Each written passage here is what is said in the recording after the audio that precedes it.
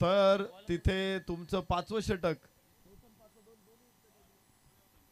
चौथं आणि 5वं षटक दोन्ही षटकांसाठी एक क्षेत्ररक्षक 38 सर्कलच्या आतमध्ये येईल आणि वेळ सुरू होणार आहे लगेच. अंपायर्सने लेट्स प्लेचा इशारा केला की लगेच वेळ सुरू होणार आहे. 15 मिनिटामध्ये 3 षटकं टाकायची, त्याकडे सगळ्यांनी लक्ष ठेवा.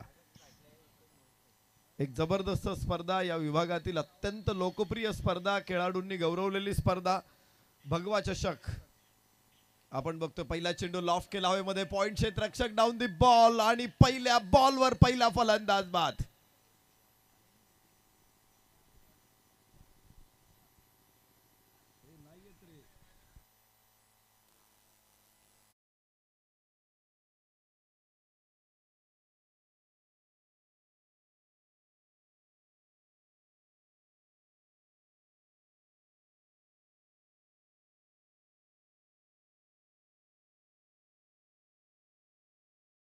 बाद होताना आपण बघतोय.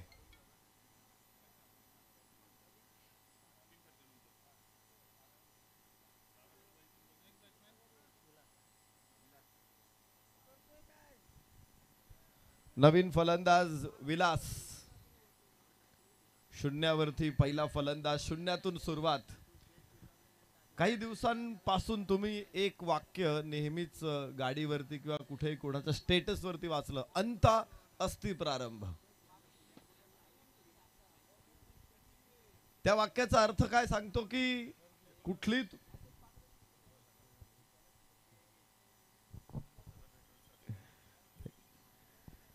सर्वांना मकर संक्रांतीच्या पुन्हा एकदा शुभेच्छा. तर इथे आखूड टप्प्याचा चेंडू होता, स्क्वेअर लेगला खेळला, बॅकवर्ड स्क्वेअर लेगचा क्षेत्ररक्षक वेगानं पोहोचेल तिथे, मात्र धावा या ठिकाणी एकच मिळणार आहे. अखेर सुरुवात होते. अंत अस्ति प्रारंभ म्हणजे काय की तुमचा शेवट, असं वाटलंय की शेवट झालाय, तिथून पुन्हा एकदा प्रारंभ करा. ज्या परिस्थितीमध्ये आपण आहोत त्या परिस्थितीतून झेप घेण्यासाठी निश्चित प्रकारे तयार राहा. यश तुमच्या समोर आहे. इथे उंच फटका मिड विकेटला, क्षेत्ररक्षक स्क्वेअर लेगला तिथे आणि झेल होणार आहे. पुन्हा एकदा फलंदाज बाद. लागोपाठचा म्हणता येणार नाही, मात्र पहिल्या षटकातला आज तंबूच्या आश्रयाला.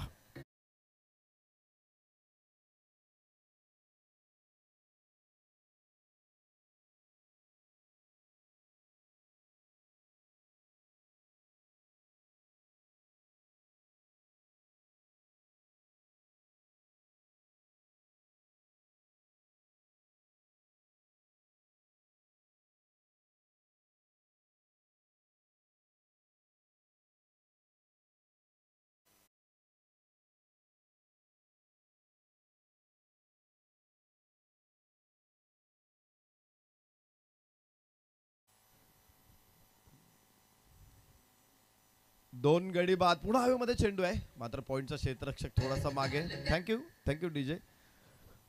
इथे एक धाव पूर्ण होणार आहे. या पहिल्या षटकामध्ये प्रचंड मोठा विध्वंस जितेंद्र कडून बघायला मिळतो. दोन फलंदाज बाद करत त्यानं हादरे दिलेले. भूकंप इथे घडून आणलेला आहे, मोठा भूकंप पहिल्या षटकामध्ये, आणि अडचणीतून सुरुवात आपल्याला बघायला मिळेल इथे.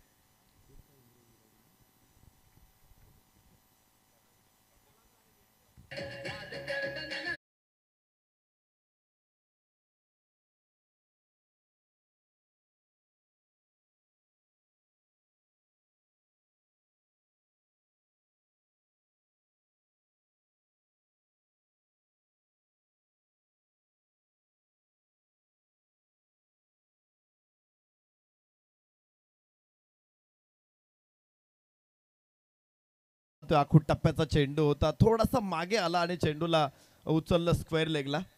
पूलचा एक सुंदर फटका आपण बघतो इथे. धावा मिळतायत 4. 6 धावा पहिले षटक सुरू असताना. 2 गड्याच्या मोबदल्यामध्ये पीरसाई उमरोली.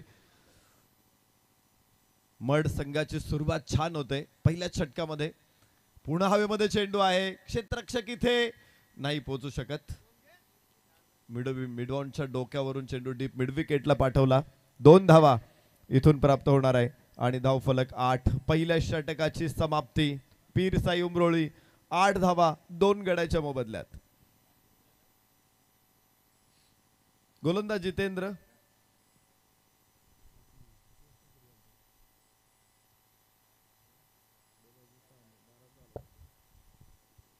12:06 हा सामना सुरू झालेला आहे आणि आता 12:10 झालेले आहेत. पहिलं षटक 12:11 झालेत. 5 मिनिटामध्ये तुम्ही पहिलं षटक पूर्ण केलेलं आहे. खर तर ही समस्या तुम्हालाच आहे असं नाहीये, म्हणजे भगवा चषक मध्येच येते असं नाही, आंतरराष्ट्रीय क्रिकेटमध्ये सुद्धा या समस्येला फेस करावं लागतं आणि त्यामुळे आयसीसी वेगवेगळ्या प्रकारचे रूल्स नियम आणत असते. आयसीसीने अगोदर ठरवलं होतं, आपण IPL मध्ये बघितलं की एक क्षेत्ररक्षक आतमध्ये घ्यायचा, जर वेळेत तुम्ही षटकं टाकली नाही, जिथे षटक संपेल, जिथे वेळ संपेल तिथून पुढे एक क्षेत्ररक्षक 38 सर्कलच्या आतमध्ये वाढवायचा. तो नियम आपण इथे फॉलो करतोय. मात्र तो नियम वापरल्यानंतरही फारसा काही बदल झाला नाही. खेळाडू डिले करायला लागले आणि त्यामुळे मग आयसीसीने अजून एक नियम आणायचं ठरवलं होतं, मात्र त्याचं इम्प्लिमेंटेशन अजून झालं नाही. त्याची चर्चा करू आपण. तर जाऊया मैदानामध्ये. यासा उजव्या यष्टीच्या बाहेर चेंडू आहे, हलकेसं वळण घेतलं चेंडूनं, निर्धाव धाव फलकावरती धावा तिथेच 8. पिरसाई उमरोळी संजय गोलंदाजी मार्कवरती. उजव्या यष्टीत थोडासा बाहेर टाकला आणि अजून बाहेर घेऊन गेला. एक लेग कटर अत्यंत प्रभावी आपल्याला बघायला मिळतोय आणि धाव फलक दाखवतोय 8 धावा. या उंच आकाशामध्ये चेंडू, क्षेत्ररक्षक लॉंग ऑनचा पुन्हा खाली येतोय. तिसरा फलंदाज बाद.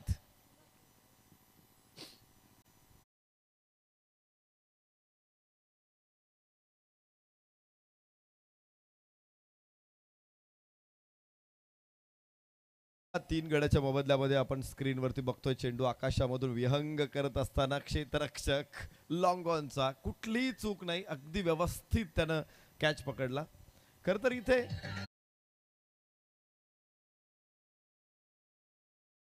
लांब होता बॉडी पासून, तर झेल असा देखील खूपच धोकादायक ठरू शकतो. असा कॅच तुमच्या हातातून सुटू शकतो, निसटू शकतो.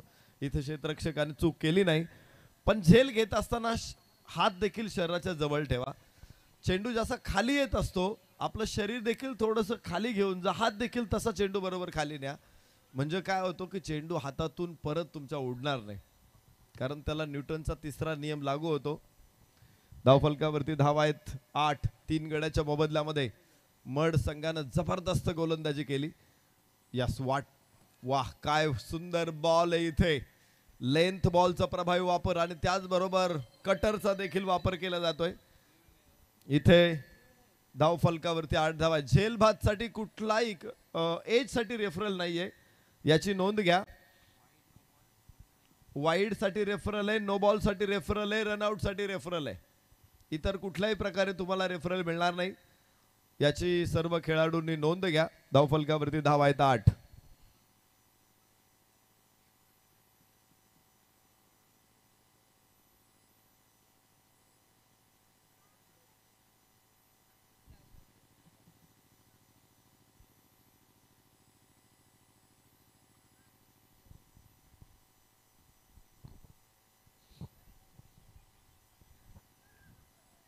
एक धाव इथे प्राप्त होणार आहे आणि धाव फलक पुढे पोहोचेल. 9 धावा या षटकामध्ये. केवळ एक धाव आहे. काय गोलंदाजी आहे.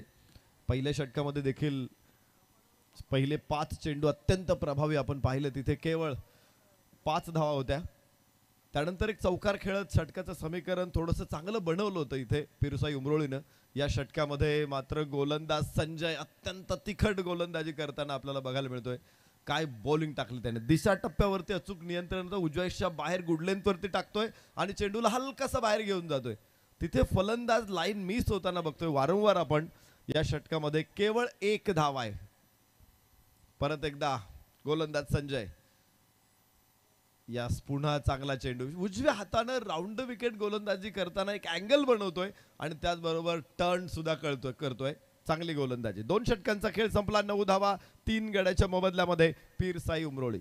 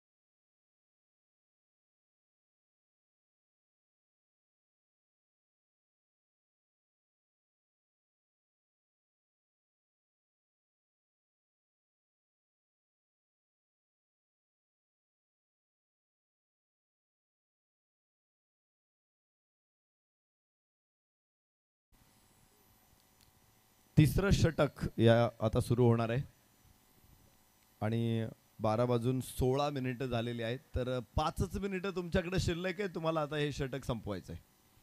जर संपू शकला नाही 12:21च्या अगोदर तर मात्र तुम्हाला पेनल्टीला सामोरं जावं लागेल. यस, चांगला बॉल पुन्हा एकदा जबरदस्त लेग कटर. हे वैशिष्ट्य आहे. अलीकडे आपल्याला माहित आहे, खेळाडूंना माहीत झालेलं आहे, फक्त वेग टाकून चालत नाहीये. तुमच्याकडे व्हेरिएशन पाहिजे. तुम्हाला चेंडू आत आणता आला पाहिजे, तुम्हाला चेंडू बाहेर नेता आला पाहिजे आणि लाईनमध्ये व्हेरिएशन करता आलं पाहिजे. तरच तुमची गोलंदाजी इथे यशस्वी ठरू शकते. आणि जितेंद्र पुन्हा एकदा प्रभावी गोलंदाजी करताना समालोचन कक्षाच्या बाजूने चेंडू आकाशामध्ये, यष्टीरक्षक पोहोचतोय, चेंडू खाली, फलंदाज चौथा बाद. 4 गडी बाद 9. पीरसाई उमरोळी अत्यंत अडचणीमध्ये सापडतायत. एका पाठोपाठ एक फलंदाज बाद केलेले आहेत. जितेंद्रनं पहिल्या षटकामध्ये 2, या षटकामध्ये 1, 3 फलंदाज पहिल्या 8 चेंडू मध्येच बाद केलेत.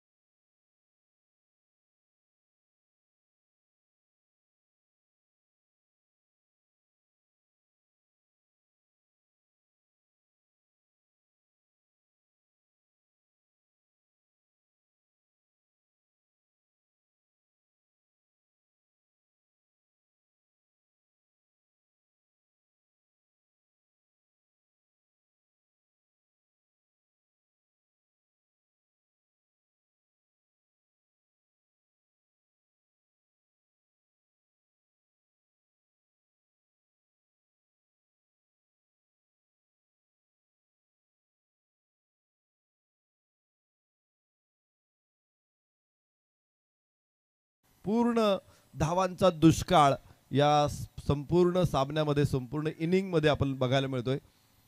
कोणत्याही फलंदाजाला स्थिरावू दिलं नाही.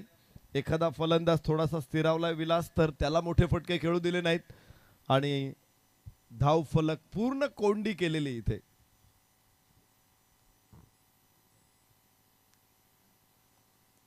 यस, यावेळेस आखू टप्प्याचा चेंडू, चांगला फटका स्क्वेअर लेगला आणि 6 धावांची मोहर. विलासचा एक पॉवरफुल षटकार.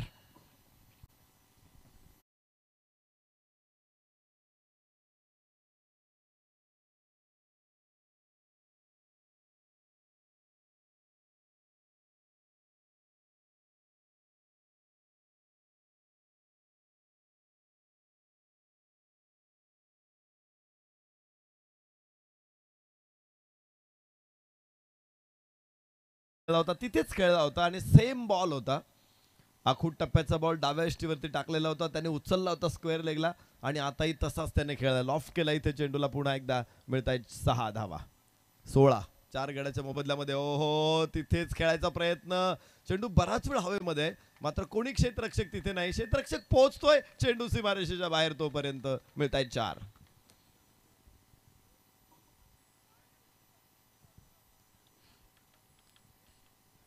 पुन्हा शॉर्ट ऑफ लेन बॉल. पुन्हा इथे स्क्वेअर लेगलाच खेळायचा प्रयत्न होता. बाउन्सचा आणि वरची कड लागल्यानंतर चेंडू थर्ड मॅन सीमारेषेच्या बाहेर जातोय.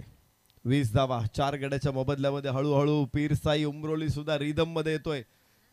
उंच फटका मिड विकेटच्या डोक्यावरून खेळलाय बरोबर गॅप मध्ये आणि तिथेच मिळतायत 2 धावा.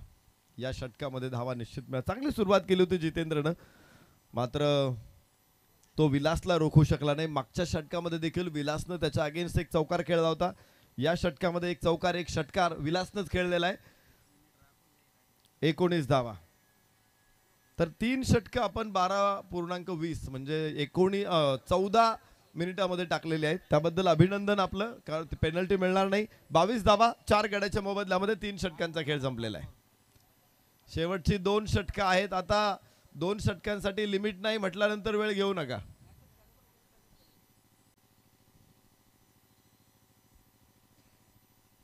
आपण चर्चा करत होतो या गोष्टीची की ICCला ज्यावेळेस ही समस्या भेडसावली त्याने एक क्षेत्ररक्षक आतमध्ये आणायचा नियम सुरू केला. मात्र त्यानंतर सुद्धा निर्धारित वेळेमध्ये कोणी गोलंदाजी टाकत नव्हतं. बऱ्याच वेळा संघनायक जास्त वेळ घ्यायचे आणि मग त्यांनी असं ठरवलं की एकच क्षेत्ररक्षक नाही घ्यायचा. जिथं वेळ संपेल तिथून पुढे पॉवर प्ले सुरू करायचा. पण तो नियम अंमलात आणला नाही, कारण नंतर बॅटिंग करणाऱ्या संघाला त्याचा अतिरिक्त फायदा होणार होता. आणि मग त्याने त्याच्यावरती उपाय शोधला. आता स्टॉप क्लॉक हा गेल्या वर्षीपासून नियम लागू केलेला आहे. मला वाटते बरोबर 1 वर्ष होऊन गेलेलं आहे स्टॉप क्लॉक सुरू झालेलं. स्टॉप क्लॉक काय आहे तर एक षटक संपल्यानंतर दुसरं षटक 1 मिनिटाच्या आत सुरू करायचंय. वेळ कुठे घेतात क्षेत्ररक्षक खेळाडू तर षटक टाकायला वेळ घेतात. म्हणून मग त्यांनी एक षटक सुरू व्हायच्या अगोदर संपल्यानंतर 1 मिनिटामध्ये दुसरं षटक सुरू करायचंय. आणि जर ते नाही केलं असं अर्थात असं जर तीनदा झालं, 2दा झालं तर माफ, परंतु तिसऱ्यांदा झालं तर 5 धावांची पेनल्टी. असा स्टॉप क्लॉक आता ICC ने लागू केलेला आहे. आणि तुम्हाला माहीत असेल की आपण T20 वर्ल्ड कपमध्ये अमेरिकेविरोधात खेळत होतो. भारतीय संघाची अवस्था तिथे थोडीशी खराब होती. म्हणजे जिंकणार आपल्याला विश्वास होता, पण अमेरिका सुद्धा जोरदार लढत देत होती त्या मॅचमध्ये. डावेष्टीच्या बाहेर आहे. वाईडची घोषणा इथे जरूर होईल. धावफलक 23 वरती पोहोचेल 4 गड्याच्या मोबदल्यामध्ये. तर तिथे भारताला 5 धावा अतिरिक्त मिळाल्या. आणि कोणाला समजलं नाही की ह्या 5 धावा कशाच्या मिळाल्यात भारताला, कोणत्या 5 धावा आहेत. समालोचकांना सुद्धा त्याचं विश्लेषण करायला 3 ओव्हर जाऊन द्यावं लागल्या. आणि मग कळलं की ह्या स्टॉप क्लॉकच्या 5 धावा आहेत. यस, चांगला फटका लॉंग ऑनच्या डोक्यावरून जाईल. 6 धावा. षटकार.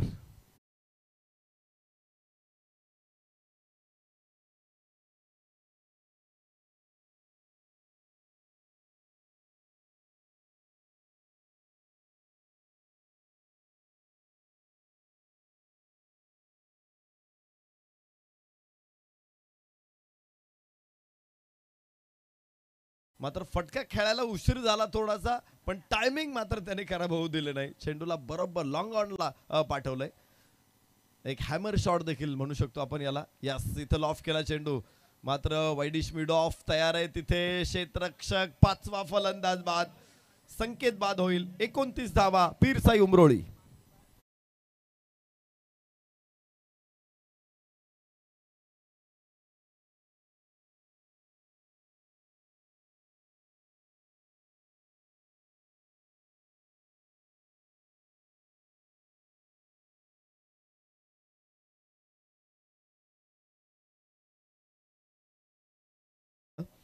मात्र वाईडिश मिडऑफचा क्षेत्ररक्षक तिथे टिपतोय झेल. फलंदाज 5वा बाद होणार आहे. 29 धावांवरती 5वा फलंदाज बाद होते. खरं तर पहिल्या 2 षटकामध्ये थोडीशी खराब परिस्थिती होती. त्यानंतर परिस्थितीमध्ये बरीचशी सुधारणा झाली. जितेंद्रचे जे 3रं षटक होतं त्याच्यामध्ये भरपूर धावा आणल्यात. आणि नितीनच्या या षटकामध्ये 7 धावा आतापर्यंत 3 चेंडूमध्ये. एक यश नितीनला मिळाले. प्रत्येक गोलंदाजाला यश मिळालं या मॅचमध्ये. 5 धावा आहेत. 5 विकेट बाद झालेत. यास यास यास इथे पूल करतोय आणि महेंद्रसिंह धोनी, रवींद्र जडेजा स्टँड मध्ये. 6 धावा.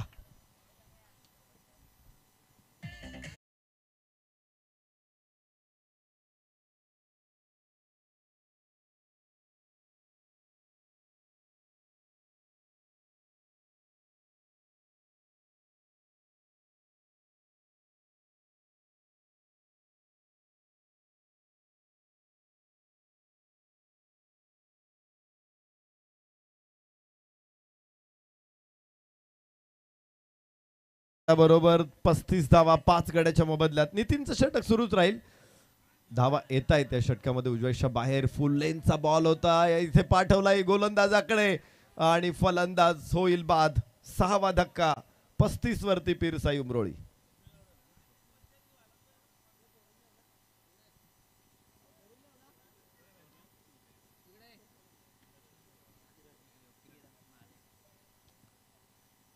बिग बॉस सुनील माळी क्रीडा मंडळ आंबेळे खुर्द आयोजित भव्य दिव्य डे नाईट भगवा चषक धमाका स्पर्धेचा आस्वाद आपण घेतो. दरवर्षी या मैदानावरती भगवा चषकचं आयोजन केलं जातं. अत्यंत शिस्तबद्ध आयोजन, भारदस्त आयोजन. यावर्षी दिवस रात्र क्रिकेटचा आस्वाद आपण घेतोय.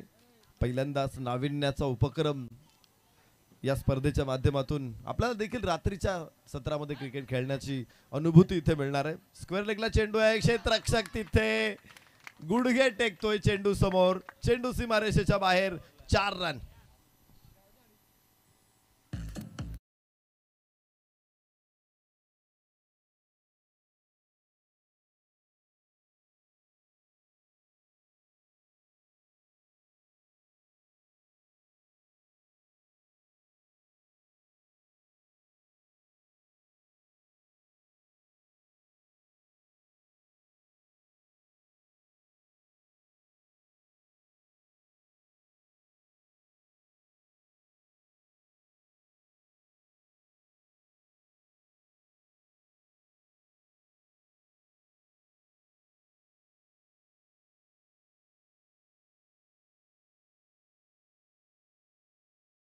थँक्यू. 39 गडी बाद. बाळा गोलंदाज बाळाचा पहिलाच चेंडू आणि त्याला यश इथे प्राप्त होते. किरण विलास ही जोडी, सलामीचा विलास अजून मैदानामध्ये आहे नॉन स्ट्राईक एंडला. यावेळेस सुद्धा उजव्या बाहेर चेंडू होता, सफल होत खेळायचा प्रयत्न, तिथे जरूर यष्टीरक्षकाकडून चूक होते, जास्त घाई होते आणि त्याचा परिणाम इथे 22 1 धाव प्राप्त होणार आहे. धावफलकावरती 40. 7 गड्याच्या मोबदल्यामध्ये जीतू नॉन स्ट्राईक एंडला. आता विलास स्ट्राईक एंड वरती पोहोचणार आहे. आपण बघतोय की जवळपास 26 चेंडूंचा खेळ संपलेला आहे. 26 चेंडू पैकी विलासच्या वाट्याला फक्त 9 चेंडू आलेले आहेत. जो फलंदाज तुमच्या सलामीला येतोय, सलामीला आल्यानंतर तो 5 षटकांपर्यंत नाबाद राहतोय, असं असताना त्याला जर 9 चेंडू मिळत असतील तर धावा कशा होणार. 23 धावा काढल्यात त्याने 9 चेंडू मध्ये. 250चा स्ट्राईक रेट आहे इथे विलासचा. धावा जरूर इथे घ्यायच्या होत्या, मात्र नकार दिलाय विलासनं. वाईट चेंडू इथे प्राप्त होणार आहे. एका धावेबरोबर धावफलक आहे 41 वरती पोहोचेल 7 गड्याच्या मोबदल्यात.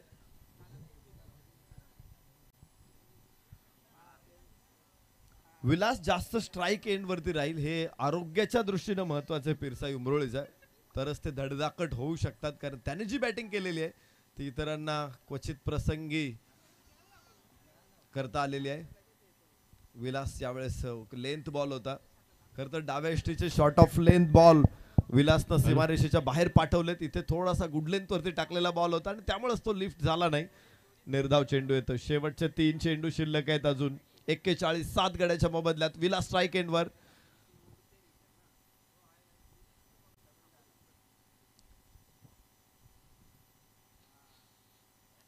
आखूड टप्प्याचा चेंडू, त्याची एक वेगळी हातोटी. चेंडू जो उचलताना आपण बघतोय की बॅकलिफ्ट खूप कमी आहे, एकदम छोट्या बॅकलिफ्ट बरोबर तो चेंडू फटका खेळतोय. काही खेळाडूंची बॅकलिफ्ट खूप मोठी असते. तुम्हाला एक उदाहरण सांगा, विनू मंकडचं ऑस्ट्रेलियामध्ये भारतीय संघ दौऱ्यावरती गेला होता, तिथं अशी घटना घडली होती. तर याबरोबरच इथे शॉर्ट ब्लॅकलिफ्ट बरोबर चेंडू उचललाय आकाशामध्ये. क्षेत्ररक्षक तिथे सुंदर झेल आणि फलंदाज होईल बाद. धक्का 8वा.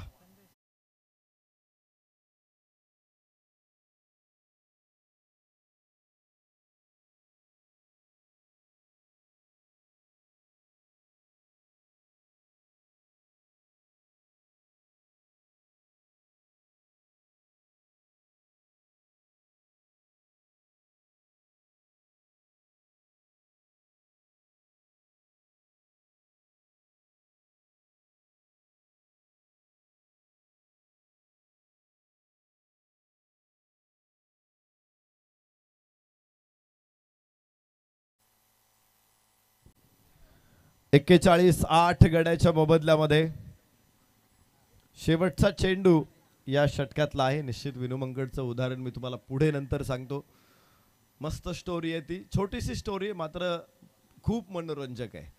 दरम्यान उजव्या बाहेर टाकलेला हा चेंडू होता. इथे घोषणा होईल ती फलंदाज बाद आहे, वाईड आहे मात्र फलंदाज बाद आहे. 9वा धक्का 42 धावा.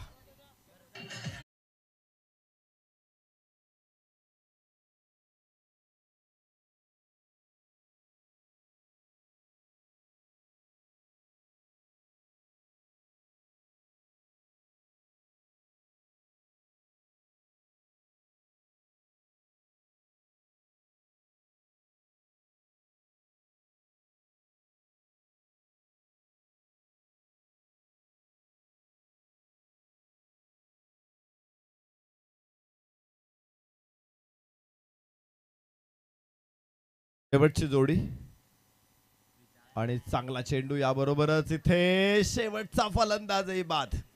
10 गडी बाद, 42 धावा, 5 षटकांचा खेळ पूर्ण होतोय. विजयासाठी मात्र 43 धावांची आवश्यकता आहे. 43 required to win. Jai Hanuman मड संघाला.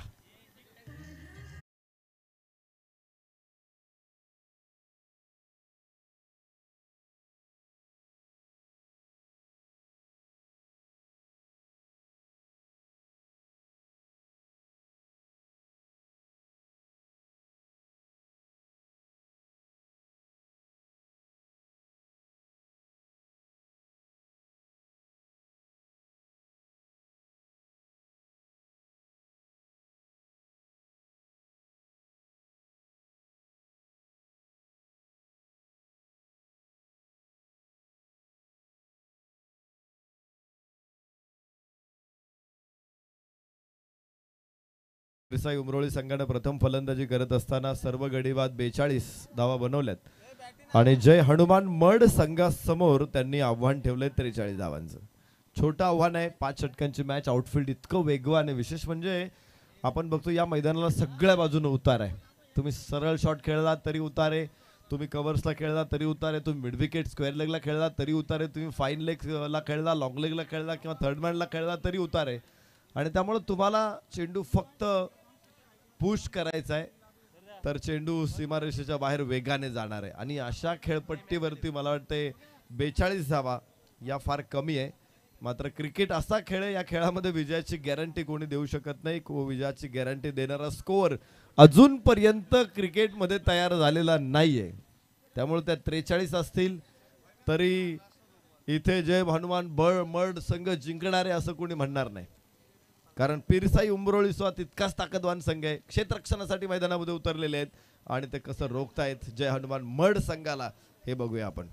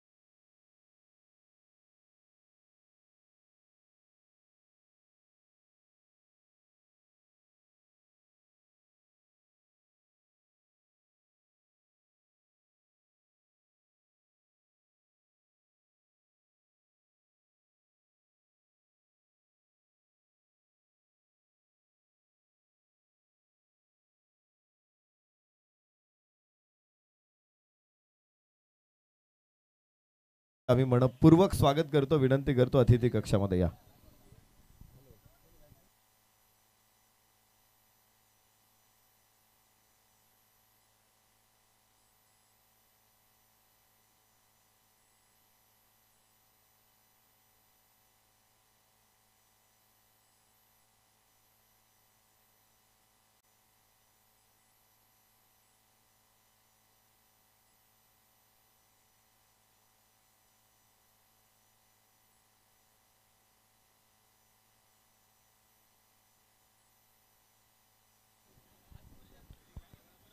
संदेश योगेश जय हनुमान मडचे फलंदाज मैदानामध्ये दाखल होत आहे.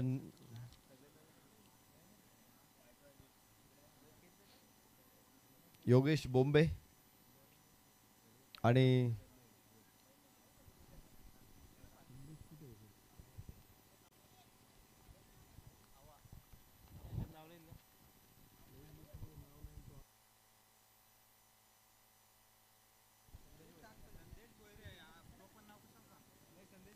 फलंदाज संदेश भोईर.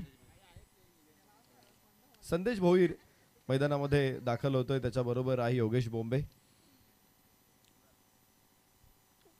जय हनुमान मड सुरुवात करतोय. भरत गोलंदाजी मार्कवर. एक धाव धावफलकावरती एव्हाना येते. 2 क्षेत्ररक्षक थर्ड टायर सर्कलच्या बाहेर आहे. ओहो हो, इथे क्लीन बोल्ड. बेल्स अलगद घेऊन गेला चेंडू आणि पहिला फलंदाज बाद. जशास तसं उत्तर.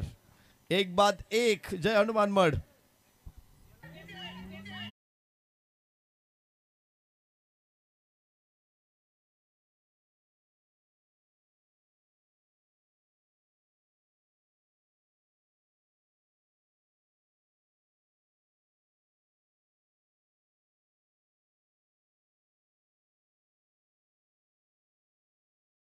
पहिलाच फलंदाज इथे बाद करतोय. पहिल्याच षटकामध्ये मोठा हादरा दिला त्यानं जय हनुमान मड संघाला आणि नवीन फलंदाज आता मैदानामध्ये दाखल होणार आहे. तिसऱ्या क्रमांकावरती किरण.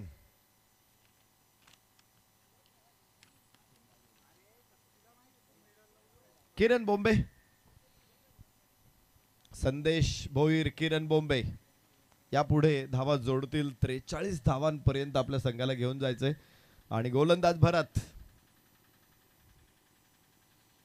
या साखू टप्प्याचा चेंडू होता, स्क्वेअर लेगला उडवलाय आणि आउटफील्ड वेगवान आहे. 4 रन, सुंदर चौकार.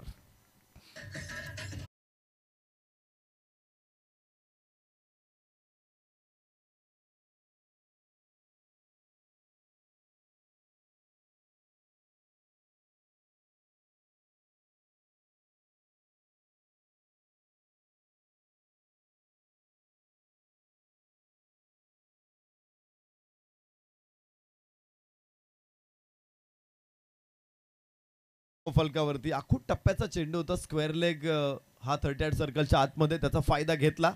इथे उजव्या इशा बाहेर होता, मात्र नो मुवमेंट. टेनिस बॉल तुम्हाला खेळायचा असेल तर तुम्हाला बॅकफुटचा प्रभावी वापर करावा लागतो आणि तुम्ही जर पाय जागेवरती ठेवलात तर अशा प्रकारचे चेंडू तुम्हाला खेळता येणार नाही. याचं कारण आहे की टेनिस बॉल खेळताना आपण पाहतो की गोलंदाज मोठा फटका येऊ नये म्हणून शरीरापेक्षा लांब चेंडू ठेवतात आणि त्या लांब चेंडू पर्यंत पोहोचायचं असेल. एक वेळ लेदर बॉलवरती चालेल तुम्हाला हात चालवणं, टेनिस बॉलवरती नाही. बाहेरची कड आणि तिथे फॉर्मलिंग जरूर आहे. मात्र एक धाव येणार आहे. 6 धावा.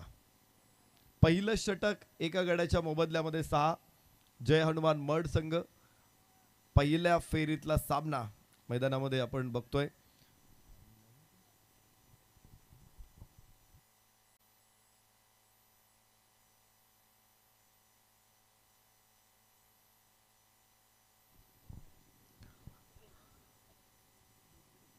या साखू टप्प्याचा चेंडू पुन्हा उचललाय. इथे लॉंग लेगला नाही, no chance for any fielder. 4 runs तिथे मिळणार आहेत. दुसरा चौकार या षटकातला. 10 धावा धाव फलकावरती. पहिलं षटक पूर्ण होतंय. 1 गडी बाद 10. आखूट टप्प्याचा चेंडू आणि टप्पा पडल्यानंतर थोडासा काटा चेंज केला होता चेंडूने, मात्र जो बाउन्स मिळाला त्या बाउन्स वरती स्वार होत फलंदाज युवराज सिंग ऋषभ पंत या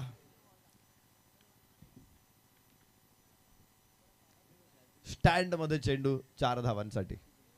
10 धावा, चांगली सुरुवात आहे. आपण पाहतोय की 5 षटकामध्ये 43 धावा बनवायच्या आहेत, तर प्रत्येक षटका पाठीमागे जवळपास 8.5 धावांची आवश्यकता आहे. 8.5 पेक्षा जास्त धावा बनवायच्या तर सरासरीपेक्षा पुढे. इथे 12:36 तर पहिलं षटक संपलेले 5 मिनिटं झालेले आहेत. 12:41. 5 मिनिटामध्ये पहिलं षटक पूर्ण केलेलं आहे. 10 मिनिटामध्ये पुढची 2 षटकं टाकायची आहेत. गोलंदाजामध्ये संकेत हायवे एंड कडून गोलंदाजी करेल. दोन्ही एंडचा आपण इथे वापर करतो. अतिशय सुंदर ग्राउंड आहे. आउटफील्ड इतकं वेगवान आहे की फलंदाज खुश होतील हे ग्राउंड बघितल्यानंतर. उजव्या इशा बाहेर चेंडू. पुन्हा एकदा फुटवर्क नाही. आपण बघितलं सदाको पण रमेशकडे फुटवर्क नव्हता पण धावा बनवत होता. वीरेंद्र सेहवागकडे फुटवर्क नव्हता पण धावा बनवत होता. तेंडुलकर म्हणायचा की पाय हल्ले म्हणजे तुम्ही चांगले बॅट्समन आहेत असं नाहीये, तुमचे हातही हलायला पाहिजे आणि वीरेंद्र सेहवागचे हात हलतात. यस, कडक शॉट कव्हर्सला. क्षेत्ररक्षक आहे, लॉंग ऑफ वरून येईल. 1च धाव प्राप्त होणार आहे. गॅप मिळाला पाहिजे. जर गॅप मिळाला, हो मागे 3 क्षेत्ररक्षक आहे आणि त्यामुळे बॅकअप मजबूत आहे. धावफलकावरती आहे धावा 11. एका गड्याच्या मोबदल्यामध्ये बॅकअप असलाच पाहिजे.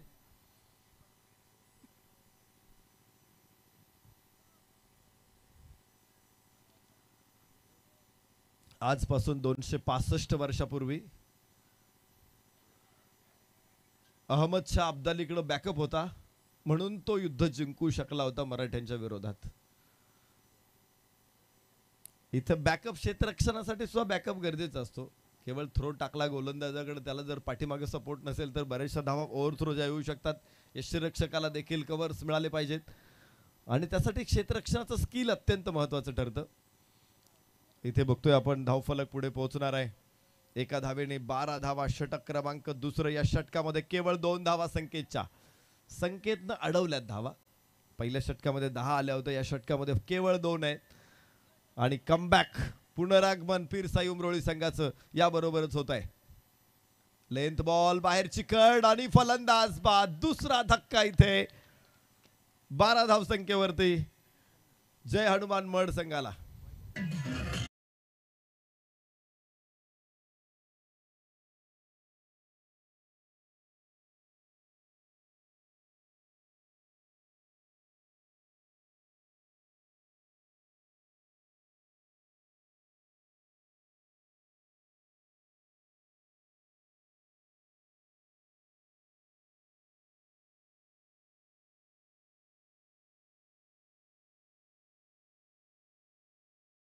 फलंदाज जितेंद्र मैदानामध्ये दाखल होते. 2 गडी बाद 12 जय हनुमान मड. खरं तर टोटल छोटं होतं, 43 धावा म्हणजे फारसं मोठं टोटल नव्हतं. मात्र पहिल्या 2 षटकामध्ये पीरसाई उमरोळीने ज्या प्रकारची गोलंदाजी केलेली आहे, हे टोटल निश्चित आता मोठं होणार आहे. 2 बाद 12. अजून 31 धावांची गरज आहे जिंकण्यासाठी आणि चेंडू शिल्लक असतील मात्र 25. माफ करा, 19 चेंडू मध्ये तुम्हाला 31 धावा बनवायच्या आहेत. आस्किंग रन रेट हा पुढे जातोय. बाहेरची कड, ओहो हो, सुटला झेल. सोपा झेल यष्टिरक्षकाकडून सुटतोय. जीवदान इथे फलंदाज जितेंद्रला आणि धाव फलकावरती 12 2 गड्याच्या मोबदल्यामध्ये. 2 षटकांचा खेळ संपला. 12 या षटकामध्ये 1 गडी बाद करताना केवळ 2 धावा खर्च केल्यात गोलंदाजानं. आणि पीरसाई उमरोळी संघ पुन्हा एकदा मॅच मध्ये परत आलेला आहे. 18 चेंडू 31 धावा. इथून पुढे असं समीकरण आहे. आपण चर्चा करत होतो की 265 वर्षांपूर्वी असं काय घडलं होतं. आजचा दिवस आहे 14 जानेवारी 1760. हा क्षण होता मराठ्यांनी जिथे पानिपतचं युद्ध लढलं होतं आणि हरलं होतं. इतका जोरदार हल्ला सुरुवातीच्या सत्रामध्ये मराठ्यांनी केला. मराठ्यांचा तोफखाना धडाडला होता. 35,000 गारदी गारद केले होते. मराठे युद्ध जिंकणार तर अब्दालीने काय केलं, राखीव फौज होती 10,000ची, त्यांना मराठ्यांवरती सोडलं. आणि विशेष म्हणजे उंटांवरती छोट्या छोट्या तोफा बसून काही सैनिक उंटावरून सोडले आणि त्या तोफांनी मराठ्यांमध्ये थोडासा हल्लाकल्लोळ माजवला. हे पहा, वेळ घेऊ नका अन्यथा तुम्हाला पेनल्टीला सामोरं जावं लागेल. आम्ही 12:36 ला मॅच सुरू केलेली आहे. तर मॅच बरोबर 12:51 ना, 12:51 ला तुम्ही 3 षटकं टाकली नाहीत तर तुम्हाला पेनल्टीला सामोरं जावं लागेल. आणि विशेष म्हणजे तुम्हाला डिफेंड करायचा स्कोर. अशा परिस्थितीमध्ये या आउटफील्ड वेगवान असलेल्या ग्राउंडवरती एक क्षेत्ररक्षक आतमध्ये आला तरी खूप मोठा परिणाम होणार आहे. इथे बॅकअप नव्हता, तो खूप लांब आहे, मात्र धावा मिळणार नाहीत. एकच धाव प्राप्त होईल. धावफलक 13 वरती पोहोचेल. 2 गड्याच्या मोबदल्यामध्ये गोलंदाज आकाशचं हे पहिलं षटक आहे. पहिल्या 2 षटकांसाठी 2 गोलंदाजांचा वापर केला. पहिल्या 3ऱ्या षटकासाठी देखील नवीन गोलंदाज आणलेला आहे. यामुळे काय होणार आहे की संघनायकाकडे ऑप्शन तयार होणार आहे शेवटच्या षटकासाठी कोणाला आणायचे. जय हनुमान मड 13. यस, उंच फटका जरूर आहे. लॉंग ऑनला टॉस मोठा आहे. चेंडू सीमारेषेच्या बाहेर. 4 रन्स.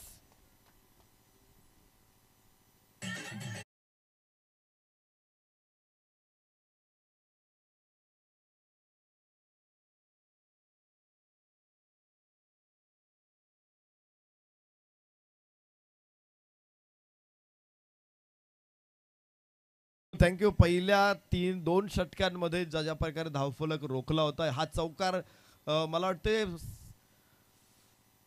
हनुमान मड पुन्हा एकदा तितकाच पॉवरफुल. स्क्वेअर लेगला यावेळेस 4 रन.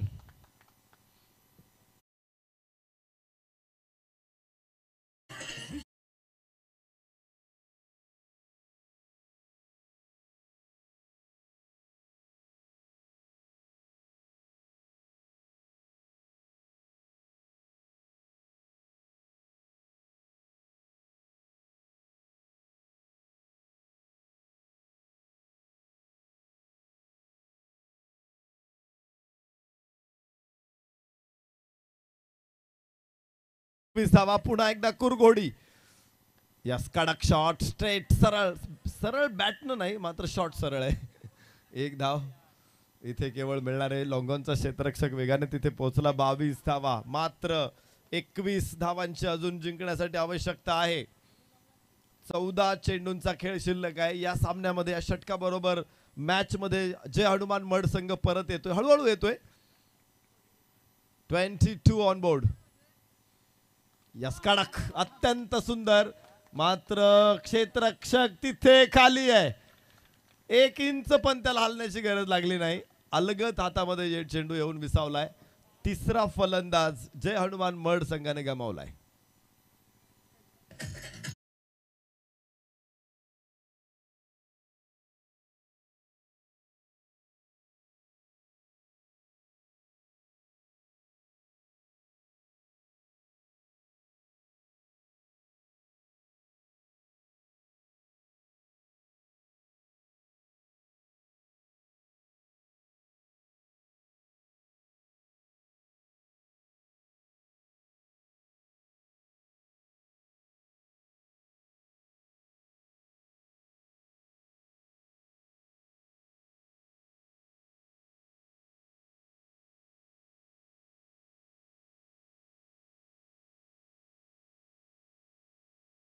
संकेत ज्यावेळेस येतात त्याच वेळेस पलटवार केला जातोय.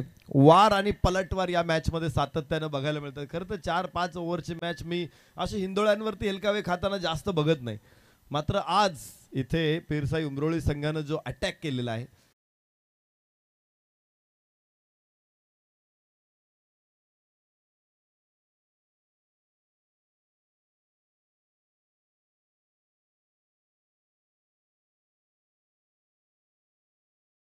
इथे बाद होतोय. दीपेश गोलंदाजी मार्कवर आणि नवीन फलंदाज नॉन स्ट्राइक एंडला खेळेल. स्ट्राइक एंडला फलंदाज आहे रवी संजय. माफ करा, स्ट्राइक एंडला नवीन फलंदाज खेळेल कारण त्याच बाजूला फलंदाज बाद झालेला आहे. रवी आणि संजय या दोघांना आपण बघतोय. दोघांना जबाबदारी स्वीकारावी लागेल. पहिले 4 फलंदाज चौथ्या षटकापर्यंत बाद झालेले आहेत. अजून एक षटक जरूर शिल्लक आहे. मात्र गोलंदाजांनी जो वेढा टाकलेला आहे, जी कोंडी केलेली आहे ती अफलातून आहे. लो स्कोअर मॅच आहे. मी सांगत होतो की इथे आउटफील्ड वेगवान आहे. तुम्हाला फक्त चेंडू बॅटच्या साहाय्याने फिरवायचा आहे, ताकद लावायची नाहीये, तरी देखील धावा मिळतील. मात्र इथे गोलंदाजांनी कडी करत फलंदाजांना रोखलेले, त्यांचा मार्ग रोखलेला आहे, त्यांना घाटात अडवलेलं आहे. आता बघायचे घाट कोण पार करते. या स्वीपचा फटका स्क्वेअर लेगला. क्षेत्ररक्षक समोर चेंडूच्या. दुसरी धाव घेण्याचा प्रयत्न जरूर थ्रो वेगवान येतोय आणि 2 धावा देखील पूर्ण होणार आहेत. धावफलक पुढे पोहोचेल 27. 4 गड्याच्या मोबदल्यामध्ये 27 धावा. 5वं षटक एव्हाना इथे सुरू आहे. जेमतेम 6ची धावगती इथे राखण्यात यशस्वी ठरले तिथे अजय हनुमान मड. कोणीच मोठी फटकेबाजी करू शकले नाही. कुणी खेळपट्टीवरती मुक्काम ठोकूही शकलेला नाही.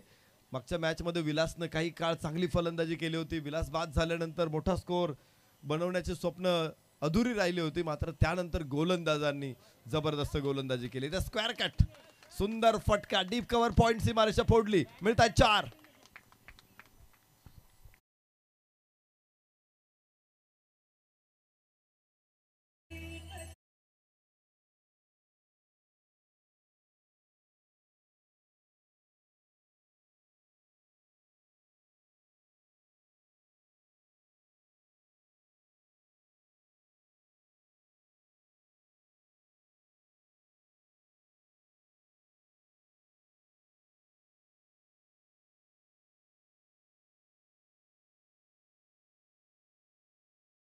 आणि हे अमृत इथे दिलेलं आहे. लागोपाठचा दुसरा इथे स्वीप. या अगोदर स्क्वेअर कट, आता स्वीप. 2 लागोपाठचे चौकार. धावफलक 35 वरती दिशेने घेऊन जाणारे 2 फटके. अडचणीत असताना इथे संघाला उभारी देणारे 2 चौकार. फलंदाज आहे रवी इथे तळपतोय. अर्थात रवी नेहमीच तळपत असतो, रोज तळपत असतो. पावसाळ्याचा एखाद दिवस त्याच्या समोर ढग आल्यानंतर तो थोडासा शांत दिसतो आपल्याला. हो हो हो, इथे स्विच केलाय शॉट आणि सोडून दिलाय चेंडू. निर्धाव असेल, षटक देखील संपेल. 6 चेंडू 8 धावा विजयासाठी जय हनुमान मड संघाला.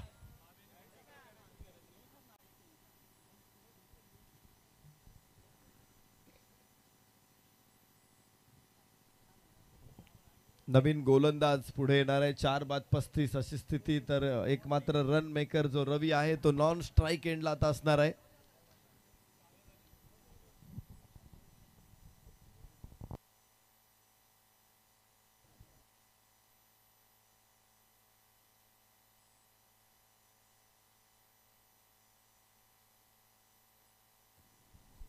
सहा चेंडू 8 धावा रंगलेला सामना. लो स्कोअर मॅच, कमी धावसंख्येवरती देखील प्रचंड सामना रंगू शकतो हे दाखवणारे दोन्ही संघ आहेत. कधीच सामना एका बाजूला कललेला नाहीये. पहिल्याच षटकामध्ये थोडीशी आघाडी होती हनुमान मड संघाकडे. दुसऱ्या षटकामध्ये ती आघाडी पिछाडीवरती टाकली होती पिरसाई उमरोळी संघानं. तिसऱ्या षटकामध्ये थोड्याशा धावा आल्या. चौथ्या षटकामध्ये पुन्हा अडवलंय. मात्र जिथं शेवटच्या 3 चेंडूमध्ये 2 चौकार खेचत पुन्हा मुसंडी मारण्याचा प्रयत्न केला जय हनुमान मड संघानं. उंच फटका, पायचे क्षेत्ररक्षक गोलंदाज चेंडू खाली येण्याचा. ओ हो हो हो हो. जिथं त्यानं दुसऱ्या फलंदाज क्षेत्ररक्षकाकडे बघितलं तिथेच घात झाला होता. 2 धावा इथे मिळतील. धावफलक 37 वरती पोहोचेल. 5 चेंडू 6 धावा.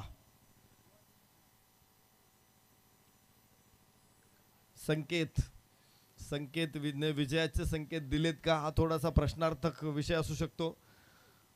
पहिल्या चेंडूवरती झेल तर उडालेला होता. मात्र संकेतने ज्यावेळेस मिडॉनकडे बघितलं की आता तू घे, माझ्या कक्षेत नाहीये, आणि मिडॉनलाही घेता आला नव्हता कॅच. मात्र 6 धावांची आवश्यकता 5 चेंडूमध्ये जय हनुमान मड संघाला.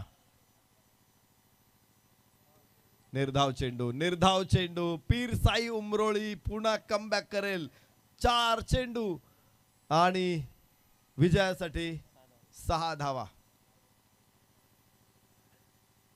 4 चेंडू 6, 37 धावा धावफलकावरती. 37 ऑन बोर्ड. याबरोबरच इथे थर्ड अंपायर वाईड साठी की बॅटकट साठी काय फलंदाजांचा रेफरल वाईड साठी.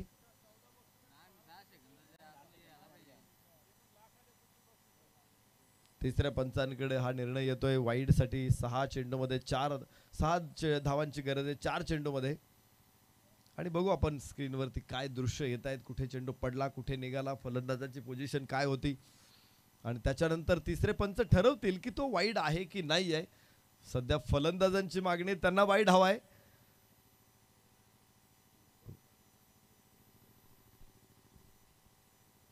हाही एक चांगला बदल क्रिकेटमध्ये झालेला आहे. तुम्हाला रेफरल घेता येतात. ज्यावेळेस रेफरल सिस्टीम आली 2007ला भारतीय संघाने प्रचंड विरोध केला होता. नको ही सिस्टीम, पंचांचं महत्त्व कमी करणारी, पंचांच्या कामगिरीवरती प्रश्नचिन्ह निर्माण करणारी ही सिस्टीम आहे. तर फेअर डिलिव्हरी रेफरल अनसक्सेसफुल. आता परत रेफरल नाहीये. शेवटचे 4 चेंडू 6 धावा. वाह वाह, पुन्हा चांगला चेंडू होता. पहिल्या बॉल पेक्षा अजून थोडा अलीकडे चेंडू, आणि इथे काय फलंदाज बाद आहे. 5 गडी बाद 37, 3 चेंडू आणि विजयासाठी 6 धावांची आवश्यकता आहे.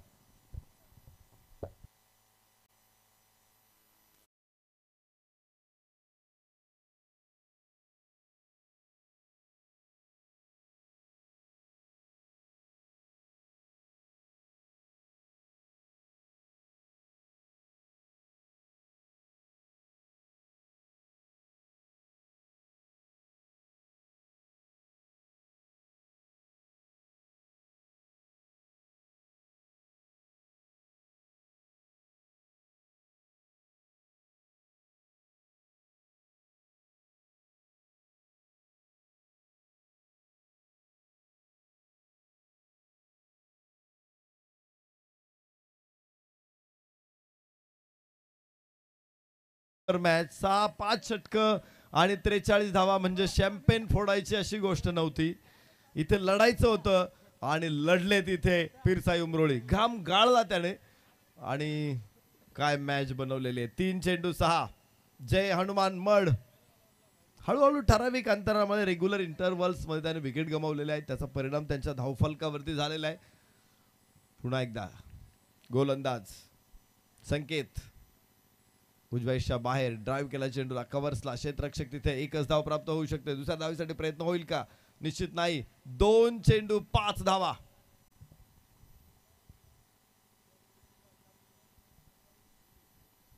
अतिशय रोमहर्षक मॅच आपल्याला इथे बघायला मिळते. चित्त थरारक मॅच आपल्याला बघायला मिळते.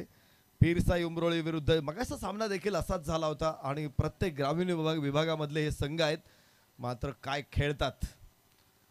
एकमेकांचे डाव प्रत्येकाला माहीत असावेत. एकमेकांच्या खेळाडूंच्या स्ट्रेंथ माहीत असाव्या. त्यामुळेच मोठ्या फटक्यांपासून इथे फलंदाजांना लांब ठेवलेलं आहे. पूर्ण 5 षटकांमध्ये 2 चेंडू 5. 43 धावांचं टार्गेट होतं. जय हनुमान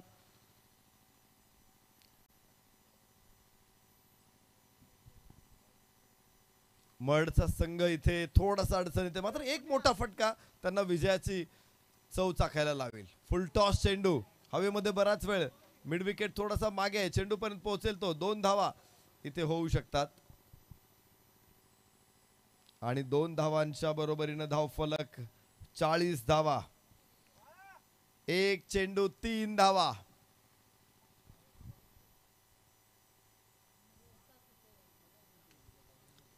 शेवटच्या चेंडूमध्ये 3 धावांची गरज आहे आणि फलंदाज स्ट्राइक एंड वरती आता असणार आहे तो रवी संजय.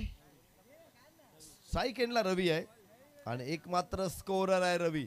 2 चौकार 2 वेळा डबल्स. 12 धावा रवीने बनवलेल्या आहेत.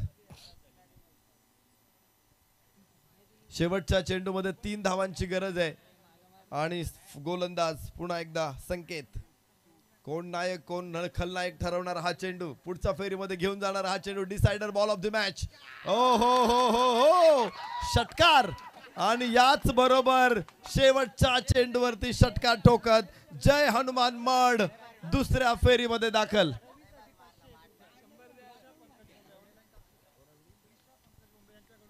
प्रिशा पंकज बोंबे यांच्याकडे रवीसाठी 500 रुपयाचं बक्षीस आलेलं आहे. अभिनंदन रवी. अभिनंदन टीम जय हनुमान मड. नाणेफेक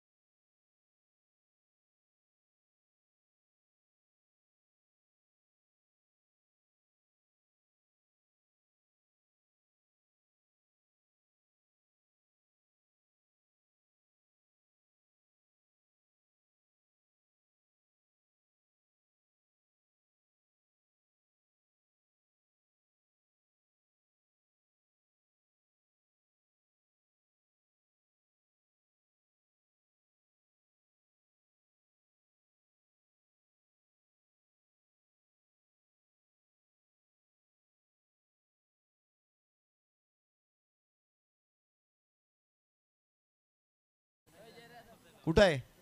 आलेत. जय हनुमान मड. नाणेफेकीचा कौल इथे होणार आहे. जय हनुमान खापरी संगनायक दत्ता माळी, विष्णू भांगरत, सागर राऊत, सौरभ राऊत, गौरव राऊत, शैलेश गोल्ले, अक्षय गोल्ले, महेश राऊत, साई माळी,